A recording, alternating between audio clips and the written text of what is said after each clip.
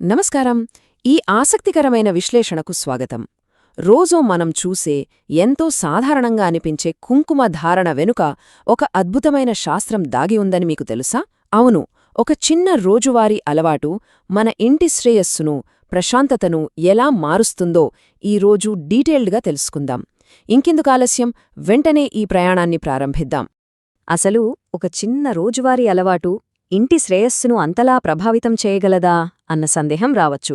ఈ రోజుల్లో చాలా ఇళ్లల్లో మనం చూస్తూనే ఉన్నాం కదా, భార్యాభర్తల మధ్య కారణం లేని మనస్పర్ధలు, సడన్గా వచ్చే ఆర్థిక నష్టాలు, లేదంటే అనారోగ్య సమస్యలు. అయితే వీటన్నింటికీ మనం రోజూ కుంకుమ పెట్టుకునే విధానానికి ఒక లోతైన సంబంధముందని సంప్రదాయ మూలాలు గట్టిగా చెప్తున్నాయి. వినడానికి కొంచెం కొత్తగా అనిపించినా ఆచరణలో మనం చేసే చిన్న చిన్న పొరపాట్లు ఎంతటి పరిణామాలకు దారితీస్తాయో ఈ విశ్లేషణలో మనం స్పష్టంగా చూడబోతున్నాం. సరే, ముందుగా అసలు కుంకుమకున్న ప్రాముఖ్యత ఏమిటో చూద్దాం. మన కనుబొమ్మల మధ్య ఉన్న ప్రదేశాన్ని ఎప్పుడైనా గమనించారా? దాన్ని ఆజ్ఞాచక్రం అంటారు. సంప్రదాయ మూలాల ప్రకారం చెప్పాలంటే ఇది సాక్షాత్తు శివపార్వతుల నివాసస్థానం. అంతేకాదు, మన శరీరంలోని నాడులన్నీ కలిసే అతి ముఖ్యమైన కేంద్రం కూడా ఇదేనట. అంటే ఇక్కడే మన పాజిటివ్ ఎనర్జీ లేదా సానుకూల శక్తి మొత్తం కేంద్రీకృతమై ఉంటుందని నమ్ముతారు. సో ఈ ప్రదేశంలో కుంకుమ ధరించడం అనేది కేవలం ఒక ఆచారం మాత్రమే కాదు, మనలోని దైవిక శక్తిని మేల్కొల్పే ఒక పవర్ఫుల్ సైంటిఫిక్ ప్రాసెస్ అని చెప్పొచ్చు. ఇక కాలక్రమేణా వచ్చిన ఆధునిక మార్పుల గురించి మాట్లాడితే స్టిక్కర్లు వర్సెస్ సహజమైన కుంకుమ గురించి ఖచ్చితంగా తెలుసుకోవాలి. ఈ ఉరుకులు పరుగుల జీవితంలో మన అలవాట్లు పూర్తిగా మారిపోయాయి. ముఖ్యంగా ఆధునిక కాలంలో ప్రతి ఒక్కరూ వాడే స్టిక్కర్ బుట్లు. వీటి వెనుక ఉండేది కెమికల్స్తో కూడిన బంక. మూలాల ప్రకారం ఈ రసాయన స్టిక్కర్లను ఆజ్ఞాచక్రం మీద పెట్టడం వల్ల అక్కడ ఫ్లో అవ్వాల్సిన పాజిటివ్ ఎనర్జీ పూర్తిగా బ్లాక్ అయిపోతుందట.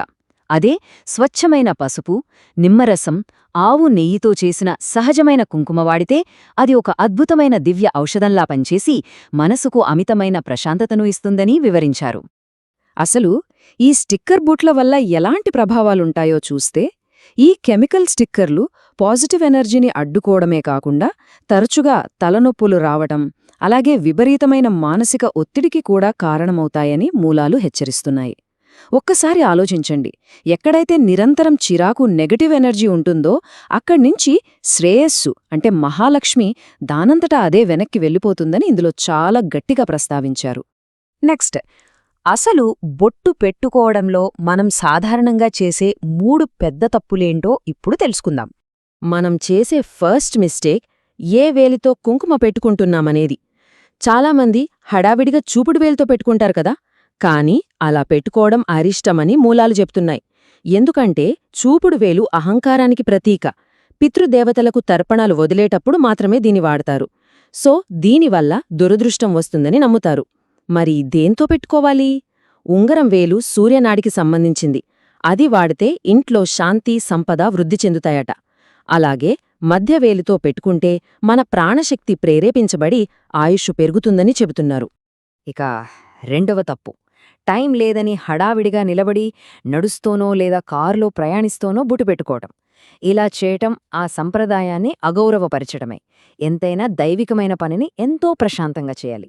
ఇక మూడవది అత్యంత ప్రమాదకరమైందేంటంటే కుంకుమ కింద రాలిపోవటం, తెలియక దానిమీద కాలు వేయడం. ఎర్రటి కుంకుమ అనేది శక్తికి, రజోగుణానికి ప్రతీక. అది కాళ్ల కింద పడితే మాత్రం ఆ కుటుంబం తీవ్రమైన వృత్తిపరమైన మరియు ఆర్థిక నష్టాలను ఎదుర్కోవాల్సొస్తుందని శాస్త్రాలు చాలా సీరియస్గా హెచ్చరిస్తున్నాయి. ఈ విషయాలను మరింత బాగా అర్థం చేసుకోవడానికి ఒక రియల్ లైఫ్ ఎగ్జాంపుల్ లాంటి సుమతి కథను చూద్దాం. సుమతి చాలా భక్తి శ్రద్ధలు ఉన్న ఇల్లాలు. అయినా సరే వాళ్ల కుటుంబం నిరంతరం పేదరికం, అనారోగ్యాలతోనే బాధపడేది. అప్పుడు గుడిలో ఆమెను గమనించిన ఒక వృద్ధురాలు సుమతి రోజువారీ పనుల్లో ఉన్న చిన్న చిన్న లోపాలను ఎత్తిచూపింది. పగిలిపోయిన ప్లాస్టిక్ డబ్బాను వాడటం, ఎడమచేతిని ఉపయోగించటం లేదా ఎడమచేతితో బొట్టును చెరిపేయడం, అన్నిటికంటే ముఖ్యంగా తీవ్రమైన బాధలు ఏడుస్తూ బొట్టు పెట్టుకోవడం. ఇలాంటి తప్పులే వాళ్ల కష్టాలకు కారణమని అప్పుడు స్పష్టమైంది. ఇక్కడే ఒక పవర్ఫుల్ మాట ఉంది. కన్నీటి చుక్కలు కుంకుమకు తగిలితే ఆ ఇల్లు వల్లకాడుగా మారుతుంది. వినడానికి ఇది కొంచెం కఠినంగా అనిపించచ్చు, కాని దీని అర్థమేంటంటే అత్యంత పవిత్రమైన, మంగళకరమైన ఆచారాన్ని ఎప్పుడూ విషాదంతో ముడిపెట్టకూడదని ఒక గాఢమైన విశ్వాసాన్ని ఇది కళ్లకు కట్టినట్లు చూపుతోంది.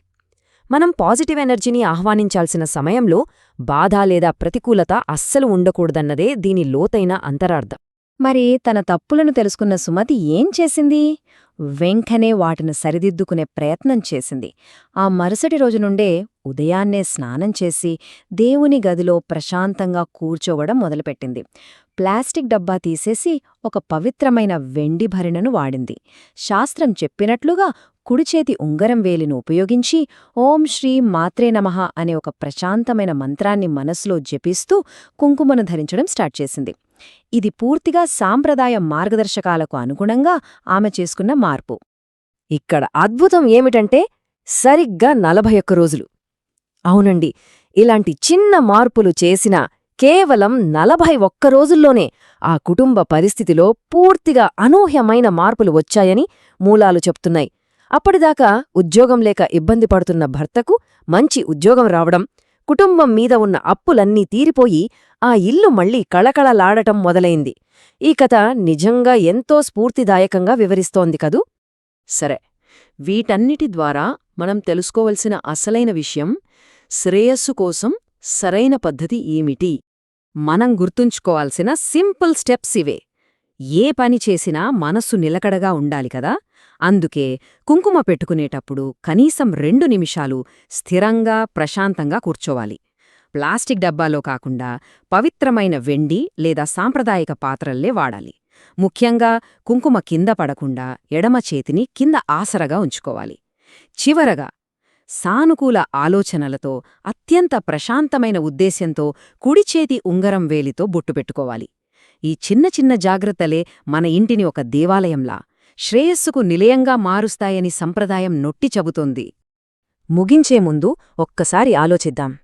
ఉరుకులు పరుగుల ఈ ఆధునిక సమాజంలో కేవలం సమయాన్ని ఆదా చేసుకోవాలనే ఆరాటంలో ఇలాంటి పురాతన సంప్రదాయాల వెనుకున్న అద్భుతమైన సైన్స్ను మనమెక్కడో కోల్పోతున్నామా? ప్రాచీన జ్ఞానానికి ఆధునిక సౌలభ్యానికి మధ్య ఎక్కడో ఒక అగాధం ఏర్పడుతోందా అనేది మనం ఖచ్చితంగా ఆలోచించాల్సిన విషయం. ఈ రోజు మనం చేసిన ఈ విశ్లేషణ మన సంప్రదాయాల్లో దాగి ఉన్న నిజమైన సైన్స్ను మరింత లోతుగా అన్వేషించడానికి ఒక మంచి ప్రేరణగా నిలుస్తుందని ఆశిద్దాం.